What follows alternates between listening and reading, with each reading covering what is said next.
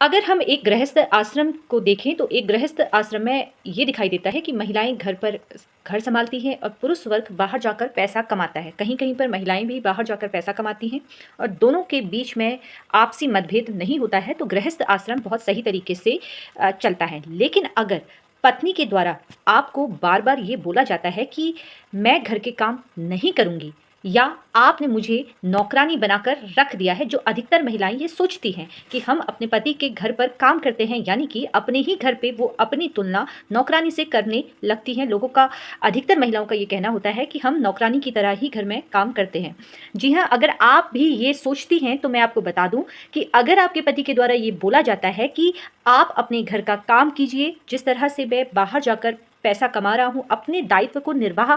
पूरा कर रहा हूँ, लेकिन अगर आप ये बोलती हैं कि मैं घर पे नौकरों की तरह रह रही हूँ, नौकर ही बन के रह गई हूँ, तो ऐसी अवस्था में अगर आप न्यायालय चली जाती है, तो इस आधार पर आप क्रूरता अपने पति के खिलाफ दायर नहीं कर सकती है। कहने का तात्पर्य है कि अगर आप बिना सोचे समझे इस आधार को लेकर, छोटी-छोटी बातों को लेकर न्यायालय चली जाती है, तो ये क्रूरता की श्रेणी में नहीं माना जाएगा, जहाँ पर पति के द्वारा ये बोला जाता है कि आपको घर का काम करना है। तो ध्यान रखिए वो महिलाएँ जो स्वयं की तुलना नौकरानी से करती है। धन्यवाद।